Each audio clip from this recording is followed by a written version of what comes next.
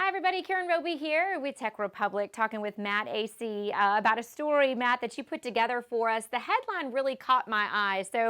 I'm going to go ahead and read it just so that everybody knows which one we're talking about here. The key, you say, to open source sustainability is good old fashioned self interest. So that obviously caught my eye, I think, for obvious reasons here, that when, we think about, open source is this community thing, people collaborating here. But you're saying that self-interest is really involved here. Explain this. So it's kind of an interesting thing. Years and years ago, maybe actually close to 20 years ago, a big tech company um, had this marketing campaign, Peace, Love, and Linux. And it gave off this vibe of open source is really what hippies do, or you have this idea of um, a developer sitting in her basement hacking away on code out of pure love and and generosity. And I suppose that probably happens sometimes, but Eric Raymond said years ago that all good software starts with a developer scratching his own itch, her own itch. And I think that's true. That self-interest is that developer thinking, I've got this problem, I'm going to solve it for me. At a corporate level, corporations exist to make money, and you'll see these fights over who contributes most to Kubernetes or who contributes most to this or that project. But ultimately, the reason those companies are contributing is it helps their business. No one's contributing to Linux or Kubernetes or name your project because they're just good people. I mean, they might be good people, but that's not the reason that they're contributing. They're contributing because it's good for their business. And so that's why I say it's ultimately all about self-interest, not in a bad way, not in some selfish way.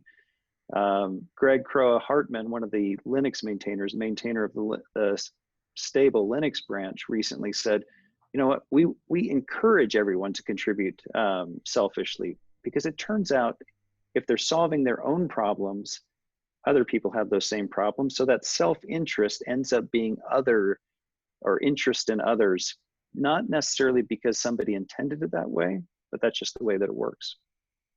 And Matt, as an answer to this, for a short while here, we were seeing that ads were placed or were popping up in the command line as people were trying to write there, obviously a distraction, and that experiment ended. So, it begs the question, though, if you don't want to see these ads, and there has to be a way to pay for this open source software, how's it going to get paid for? Yeah, and actually, one interesting thing from that experiment, that this developer's first name is Feroce. I've his last name escapes me, but he said afterwards, in this kind of retrospective, okay, great, you didn't like ads in the command line or in the terminal, fine, but we've got to figure out some way to pay for this stuff. We're giving it away for free. We're giving lots of our time away for free. Not everybody gets paid by a corporation to go out and write open source software. And in fact, I would hazard a guess that for most companies, most of the time, they're not encouraging their engineers to contribute to open source projects. You see it at the Silicon Valley tech companies, but if I'm a financial services company or a retailer or something like that, seeing my self-interest in contributing to an open source project is a little bit harder. And so that leaves those developers who aren't paid by, name your Silicon Valley tech company or Seattle tech company, wherever. How are they going to get paid? And so this recent thing was about putting ads in the command line or in the terminal. But we've had a number of others, companies with what's called open core. So they'll open source most of their software, and they'll make some percentage of it proprietary, to companies like Red Hat that contribute all of their software as open source. And no one has, there have been varying degrees of success with the different project or the different models that people take. But I wouldn't say that anyone has cracked the code once and for all. And so there's this constant refrain of, how do we make open source sustainable?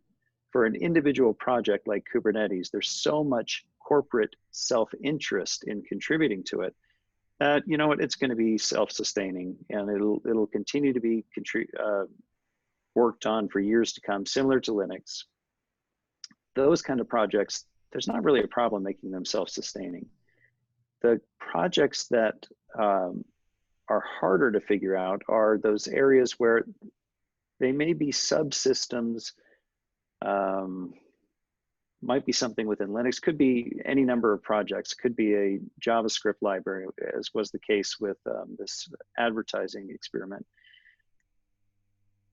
But there's not a clear, there's a clear owner, and it's an individual developer or small group of individual developers. There's no corporate sponsor for it, and there's no clear idea of who should sponsor it.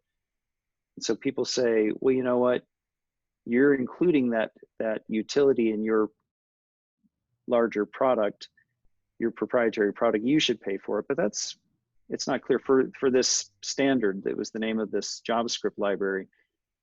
Lots and lots of companies use it. No one's clear as to who should pay for it. And so it's an issue as to who's going to pay for it. And I wish I had an answer as to who should pay for it, but I think the answer is everyone should at some level, but no one clearly sees their self-interest and why they should be the ones to contribute to it in a larger way. And do you feel like, Matt, so often when it comes to certain topics, you can really get the pulse of how people are really feeling by just reading comments, let's say, on social media with different stories and things. So this type of problem here, as it relates to open source, this is something I would imagine that there's a lot of, with both sides of it, a lot of emotion involved in how people feel pretty strongly one way or the other. Yeah, and usually where it ends up is kind of how U.S. tax policy is going right now, where people end up saying, "Hey, you're making lots of money from this. You should do this." The problem is with an open source project, there's no requirement under the license for companies to contribute back, depending on the license.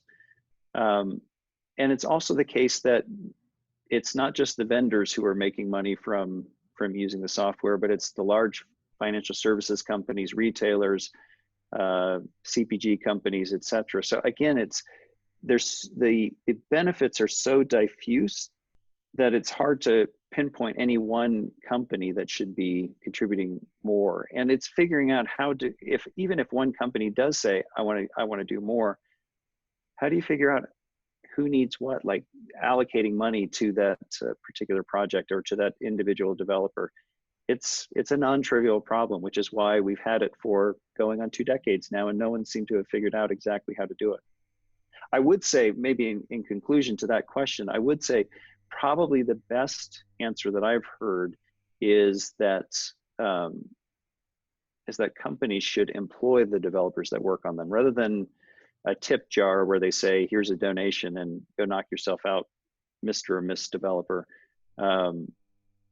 Employ those developers. And that's probably the cleanest, easiest way to make sure that project in question continues to get funded. Yeah, and that's a good thought there to leave on, Matt. Well, we've enjoyed talking with you about this, and if you want to learn more about open source or read some more of Matt's writings, make sure you check out Tech Republic. Thanks for watching.